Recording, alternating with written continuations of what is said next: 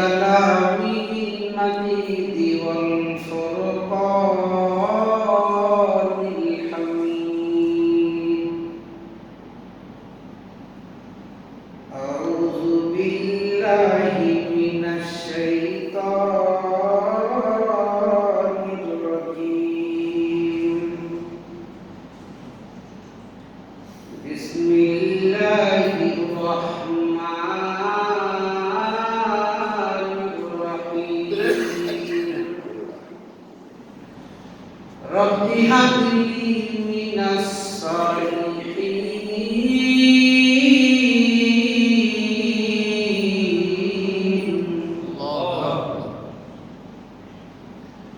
فبشرناه بغلام حليم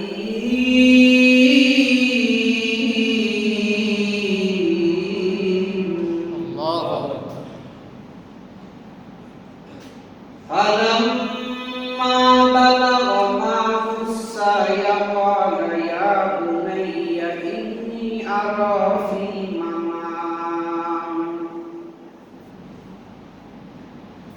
إني أرى في المنام أني أذبحك فانظر ماذا ترى قال يا أبت افعل ما تؤمر ستجدني إن شاء الله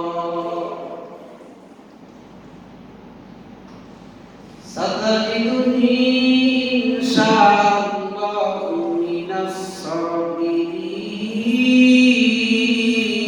الصابرين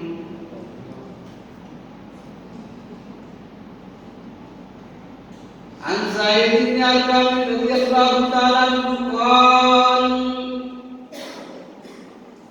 سئل أصحاب رسول الله صلى الله عليه وسلم ما هذه الأبواب يا رسول الله قال سنة أبيكم إبراهيم الصلاة والسلام بديت يا رب हमारा दुरूदो सलाम बरगुज़ीदा अपनी नबी फरमादम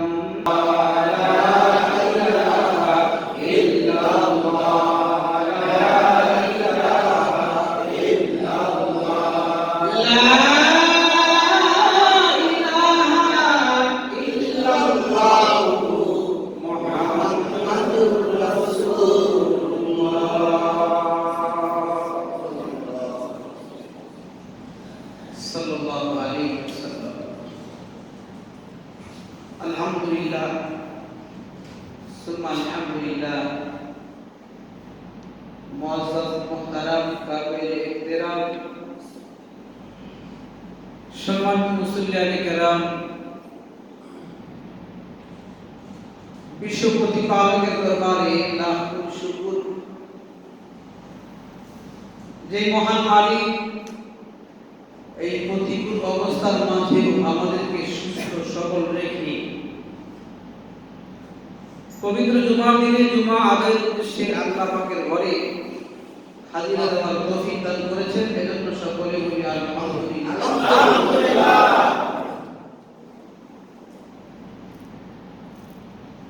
সাথে অসংখ্য অগণিত দরুদ সালাম বিশ্ব মানবতার মুক্তির দূত বিশ্ব জাহানের রহমত সাইয়্যিদুল মুরসালিন মুহাম্মদ মুস্তাফা আহমদ মুজতবা হুজুরে পাক সাল্লাল্লাহু আলাইহি ওয়াসাল্লাম সম্মানিত সুধী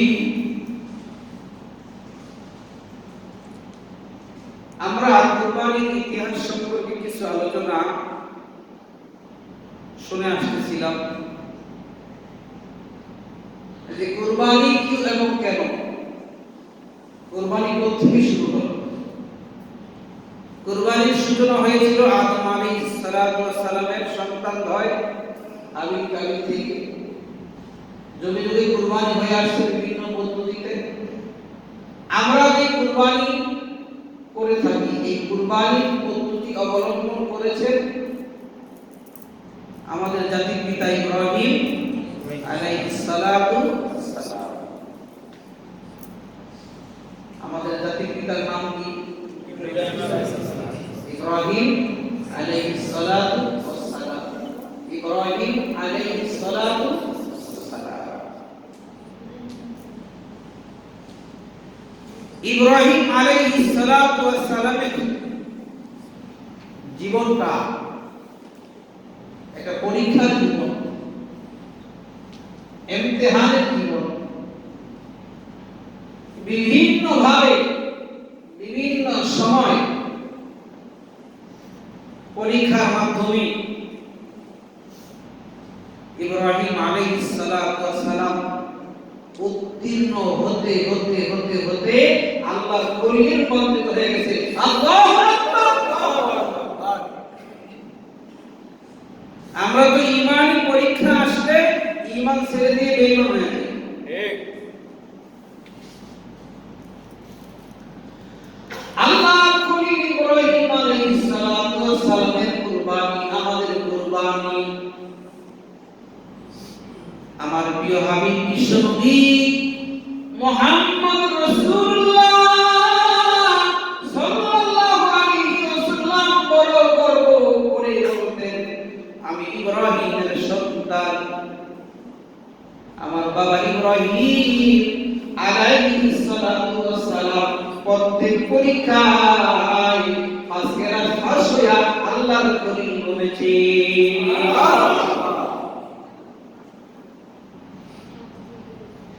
এজন্য বিশ্বনবী সাল্লাল্লাহু আলাইহি ওয়াসাল্লাম ইব্রাহিম আলাইহিস সালাতু ওয়াস সালামের মিল্লাতের উপর চলেছেন, চলেন উম্মতকে চলার জন্য বলেছেন। ইব্রাহিম আলাইহিস সালাতু ওয়াস সালাম ওই একজন লোক একটা বিশাল জনগোষ্ঠী।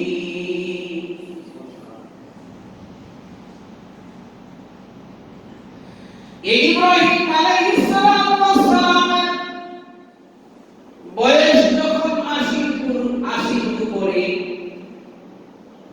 86 বছর বয়স, ভাগ্যকে উপনীত হয়েছে, বিবিও ভাগ্যকে উপনীত হয়েছে। মনে মনে ধরে নিয়েছে যে আমার বিবি সারা হলো বন্ধা, তার থেকে বাচ্চা হবে না।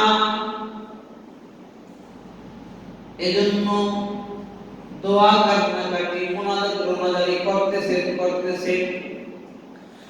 যুগের পরে যুগ দোয়া কান্নাকাটি মুনাজাত করতেছে, কিন্তু নৈরাশ নাই। আমরা 1 বছর 2 বছর 5 বছর গেলে নৈরাশ হয়ে যায়। আল্লাহ পাকের রহমত থেকে নৈরাশ হতে নাই। লা তাকনাতু মির রাহমাতিল্লাহ ইন্নাল্লাহা ইয়াগফিরু যুনুবা জামিয়া। আল্লাহ চাইলে কি কোনো জিনিস অসম্ভব না? আল্লাহ কলিম ইব্রাহিম আলাইহিস সালাতু ওয়াস সালাম আল্লাহর কাছে দোয়া করতেছেন, রব্বি হাবলি মিনাস সালিহিন, রব্বি হাবলি মিনাস সালিহিন। হে আল্লাহ, তুমি আমাকে নেককার সন্তান দান করো। নেককার সন্তান কি সন্তান? কি সন্তান? এই দোয়াটা করি তো আমরা করি, বেশি বেশি করা দরকার। রব্বি হাবলি মিনাস সালিহিন। সন্তান হলে হবে না, নেককার হতে হবে। নেককার যদি না হয় তো মুসিবতের শেষ নাই। মুসিবতের কি শেষ নাই? ছেলে হোক মেয়ে হোক, একটা সন্তান যথেষ্ট। একটা সন্তান কি? এজন্য নেককার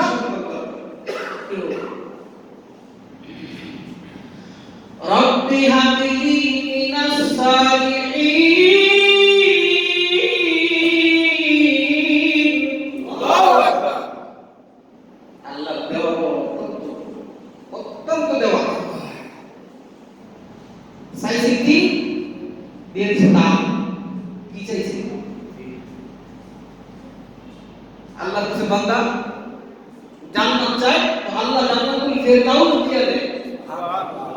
এজন্য বিশ্বনবী সাল্লাল্লাহু আলাইহি ওয়াসাল্লাম বলেন, আল্লাহর কাছে যখন তোমরা জান্নাত চাইবা তো জান্নাতুল ফেরদাউস চাইবে। কারণ বিশ্বজগতের মালিকের দেওয়া, কার দেওয়া? রব্বি হাবলি মিনাস সালিহিন।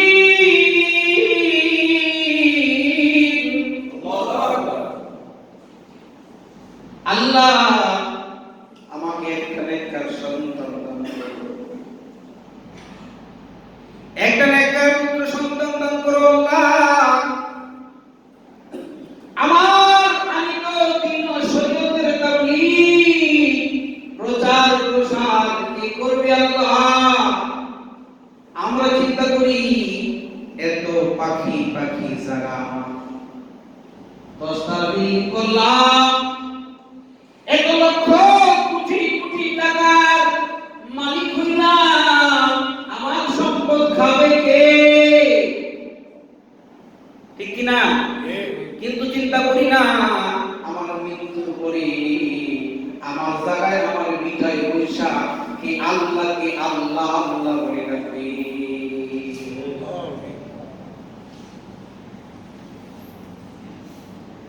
আমি বলে দেওয়ার পরে আমার বাড়ি থেকে গোসল নিতে হবে, আমার ইন্তেকালের পরে আমার জানাজা কে পড়বে, আমার মৃত্যুর পরে আমার জন্য কে দোয়া করবে, এই চিন্তা শুধু আমাদের আসে না।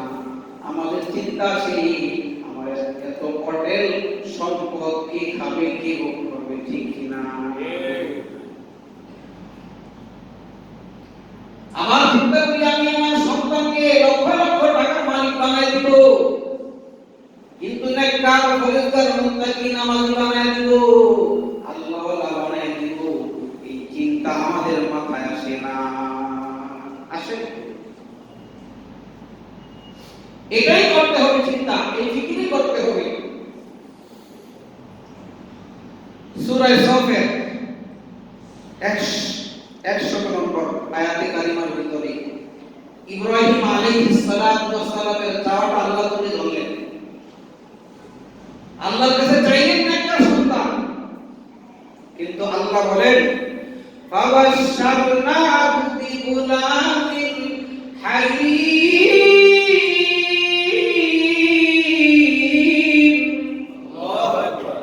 ইব্রাহিম চাইলেন একটা সন্তান, আমি তাকে দিয়া দিলাম দুর্দশীল পাত্রবত সন্তান। সুবহানাল্লাহ। নেককার ফরেজগার নামাজি মুত্তাকি নামাজ পড়ে, রোজা রাখে, হজ করে, যাকাত দেয়, আবার বাপ মার নাফরমানি করে, এমন আছে না নাই? আছে। বাপ মার কথা শুনে এরকম আছে না? আছে। মায়ের খাইতে পায় না, বাবাই খাইতে পায় না, বাবার বুঝ নাই, মায়ের বুঝ নাই, ইশাকি অনেক খাদিয়া তোফা নিয়ে যায়, আছে না? এরকম আল্লাহ বলেন ফাবাশশারনাহু বিগুলামিন হালিম। আল্লাহু আকবার।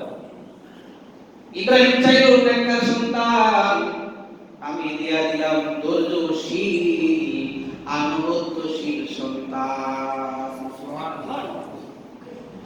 বাপ মা বাবার কথা অনুযায়ী চলে, এরকম সন্তানের সংখ্যা একেবারেই নগণ্য।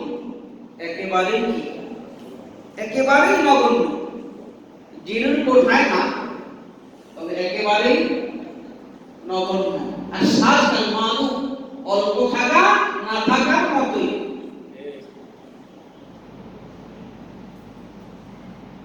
আল্লাহর কাছে চাইলো নেককার সন্তান, আল্লাহ বলে আমি দিয়া দিলাম বাধ্যগত সবরকারী নেককার সন্তান। দীর্ঘ দোয়া কান্নাকাটি মুনাজাত আল্লাহর কাছে করতেছেন, আল্লাহ আমার জীবন শেষ, আমি বার্ধক্যে উপনীত হয়ে গেছি, আমার বিবিও বন্ধা হয়ে গেছি, তুমি আমাকে একটা নেককার সন্তান দাও। একটা সন্তানদের মালিক, এক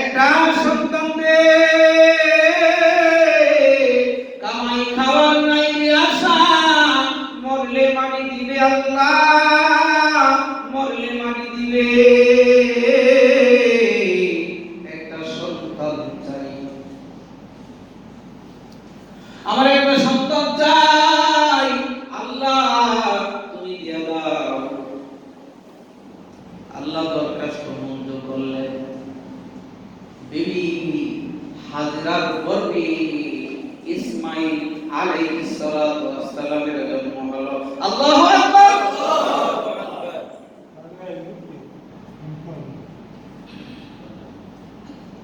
ইব্রাহিম আলাইহিস সালাতু ওয়াস সালাম সন্তান পেয়ে গেলেন, বড় খুশি, আনন্দিত, দিলটা ভরে গেছে সন্তান পায়া।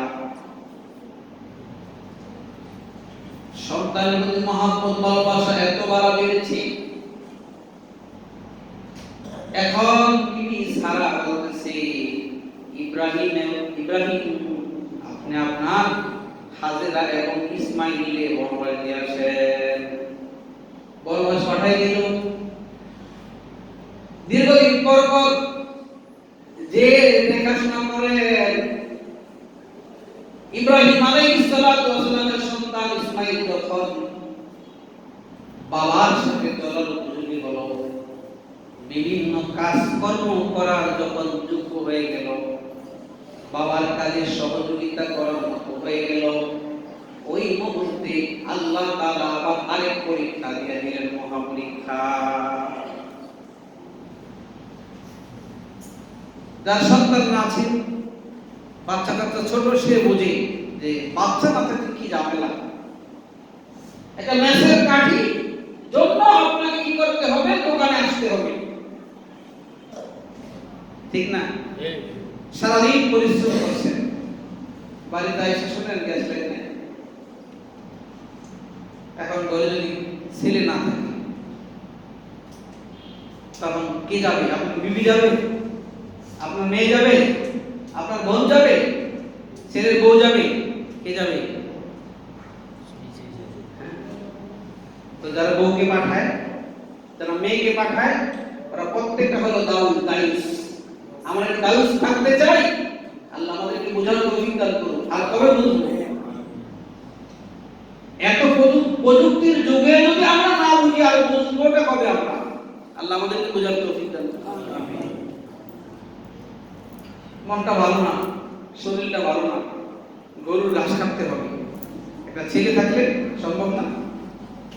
বাজারে যেতে মনে হচ্ছে না, মন খারাপ, শরীরটা অসুস্থ, মাছ আনা লাগে, একটি গোশত আনা লাগে, সন্তানদের পাঠিয়ে চলে না। তো ইব্রাহিম আলাইহিস সালাম দীর্ঘ সাধনার পরে বয়স যখন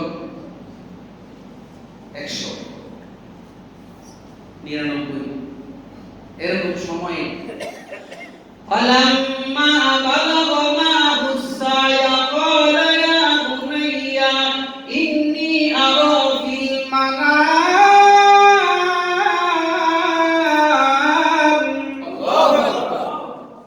সন্তান যখন বাবার সাথে চলার উপযুক্ত হয়ে গেল, বাবার বিভিন্ন কাজে কর্মে হেল্প করার জন্য, সাহায্য করার উপযোগী যখন হয়ে গেল, ওই মুহূর্তে ঘুমের ঘরে ইব্রাহিম আলাইহিস সালাতু ওয়াস সালামকে বলা হলো, ইব্রাহিম তুমি আল্লাহর রাহে কুরবানি করো। সবাই তো জানা আছে বন্ধুরা, আমার একবার দুইবার তিনবার কুরবানি করলে কুরবানি হয় না।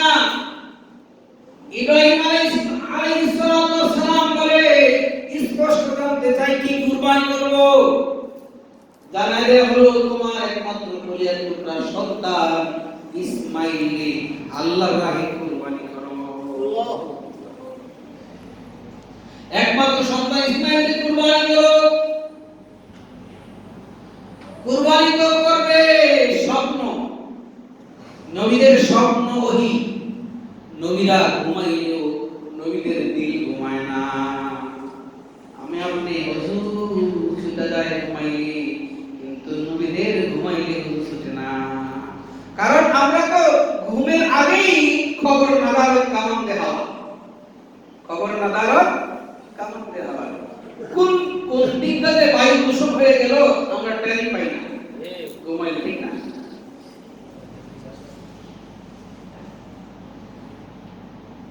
বন্ধুরা আমার, ইব্রাহিম আলাইহিস সালাম পরিপূর্ণ প্রস্তুত হয়ে গেলেন। কারণ আল্লাহর হুকুম, কার হুকুম?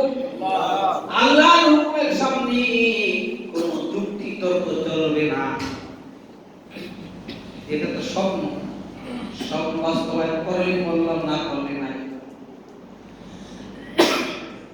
আল্লাহ বলি ইব্রাহিম আলাইহিস সালাতু ওয়াস সালাম 100% প্রস্তুতি গ্রহণ করলেন, সন্তানকে কুরবানি করবে। এবার সন্তানকে জিজ্ঞেস করে ইমতিহান নেই, কারণ যেমন বাবা তেমন হলো সন্তান, যেমন বাবা তেমন সন্তান। बाप का बेटा सिपाही का घोड़ा कुछ ना हो तू भी थोड़ा थोड़ा। बाबा इब्राहिम अलैहिस सलातु ওয়াস সালাম সন্তানকে বলতে, সন্তান ও আমার প্রাণের সন্তান, কলিজার টুকরা সন্তান ইসমাঈল, বাবা গো আমি না স্বপ্নে দেখেছি আল্লাহর রাহে তোমারে কুরবানি করছি।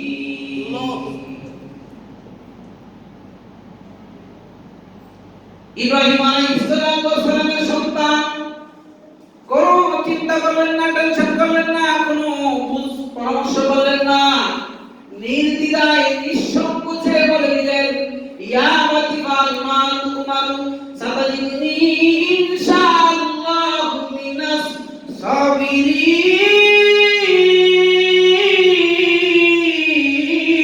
আল্লাহু আকবার।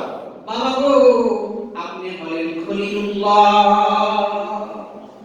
আপনি হলেন খলিল, আপনি আল্লাহর খলিল, আপনি একমাত্র সন্তান কুরবানি কইরা আপনি খলিল বনে যাইবেন, আমিও পিছিয়ে থাকবো না, আল্লাহর রাহে সন্তুষ্ট চিত্তে কুরবানি হইয়া আমি হয়ে যাব জবিহুল্লাহ, আমি হয়ে যাব জবিহুল্লাহ। বাবা রাজি, সন্তান রাজি, বাবা প্রস্তুত, সন্তান প্রস্তুত। এবার সন্তান বাবাকে বলতেছে, বাবা আমি তো আপনার সন্তান, সন্তানের মহব্বত দিলের ভিতরে থাকে, আর আমারও তো জানের মহব্বত আছে।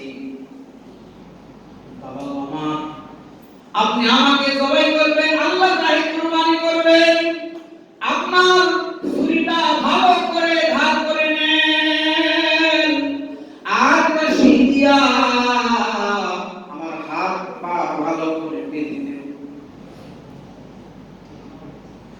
আমি যেন নড়াচড়া করতে না পারি, ছুটাছুটি করতে না পারি, আর আপনার চক্ষু কাপড় দিয়া বেঁধে নেন। সন্তানের চেহারা আর বাবার চেহারা সামনাসামনি হয়ে যাবে।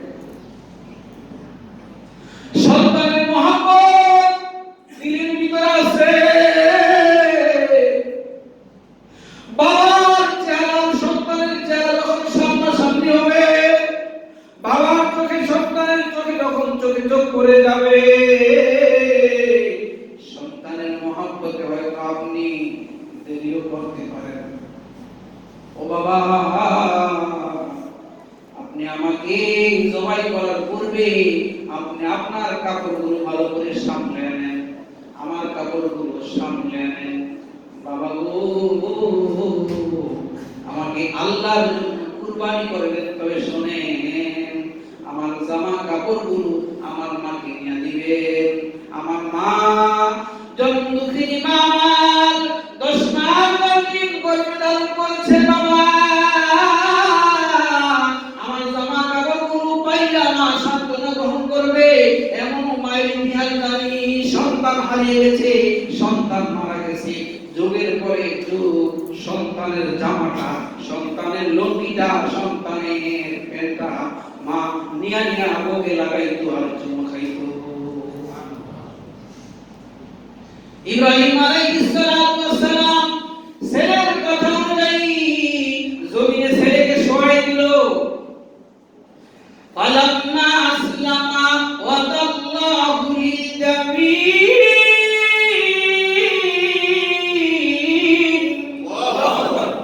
আল্লাহ ইব্রাহিম সন্তান জবাই করার জন্য জমিনে শোয়াই দিলেন। সন্তান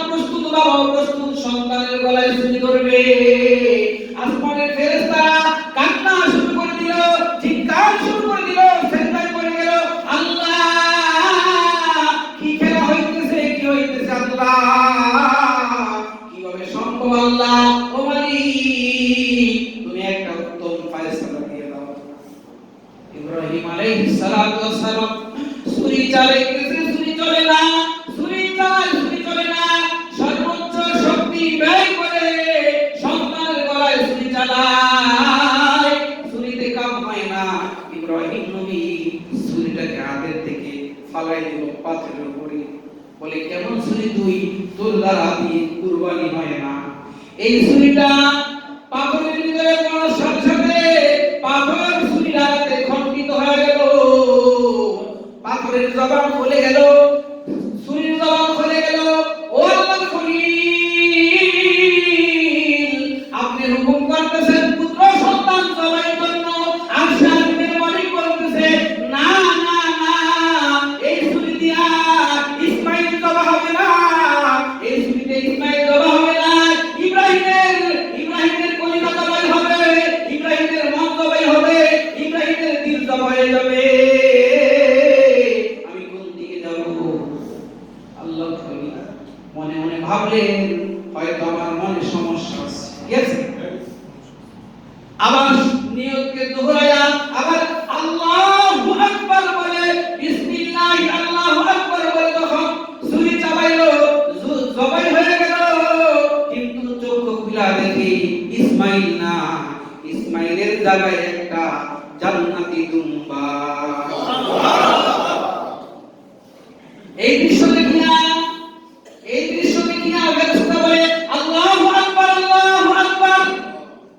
ইব্রাহিম আলাইহিস সালাতু ওয়াস সালাম এই দৃশ্য দেখে বলতেছে আল্লাহু আকবার কবীরা আল্লাহু আকবার কবীরা। ইসমাইল আলাইহিস সালাতু ওয়াস সালাম বিষয়টা বইয়ে দেখা বলতেছে আলহামদুলিল্লাহ আল্লাহু আকবার। এই নামে রশিদের এই যে 24 ওয়াক্ত নামাজে আমরা কি করি? আল্লাহু আকবার লা ইলাহা ইল্লাল্লাহ আল্লাহু আকবার ওয়া লিল্লাহিল হামদ বলে থাকি। এটা ফেরেশতার প্রশংসা ইব্রাহিম আলাইহিস সালাতু ওয়াস সালাম এবং ইসমাইল আলাইহিস সালাতু ওয়াস সালাম এই তিনজনের স্মৃতি চারণ করা আল্লাহ আমাদের জন্য ফরজ করে ওয়াজিব করে দিয়েছে।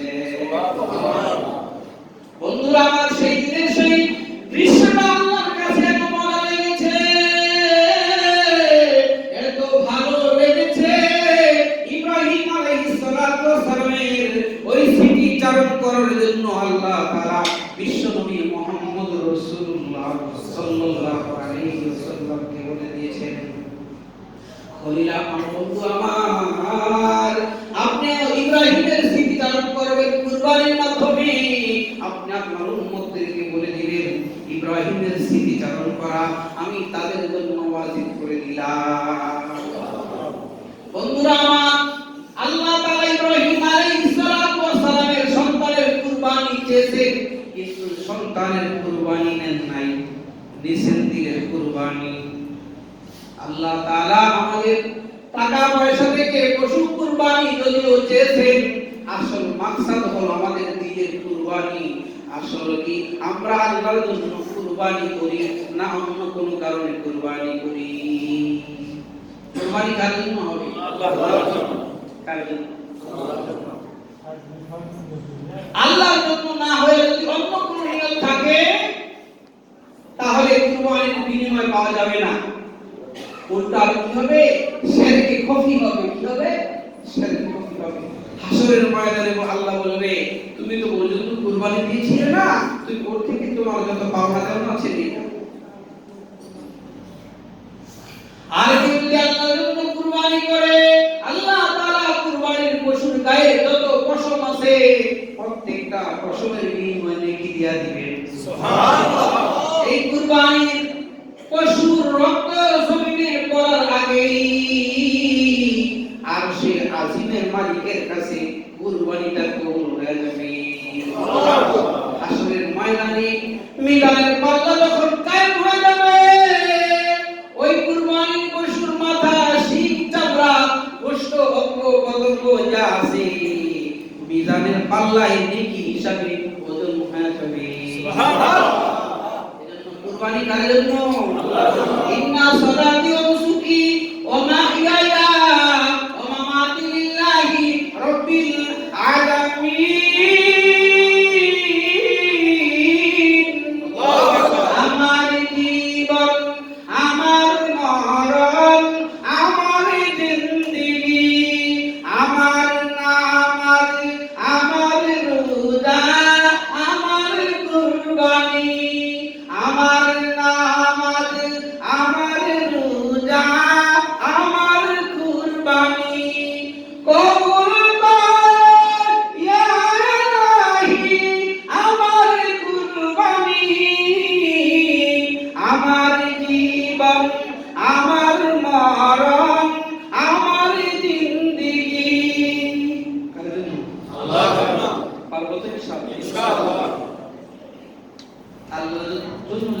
কুরবানি দেই, গোশত কি আল্লাহকে দিয়ে দিব?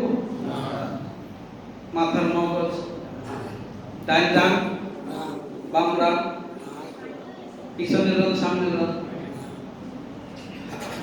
তবে আল্লাহকে দিলটা দিতে হবে, কি দিতে হবে? ইখলাসটা দিতে হবে। পারবো তো ইনশাআল্লাহ? আল্লাহ আমাদেরকে কুরবানি মন খুলে করার তৌফিক দান করুন।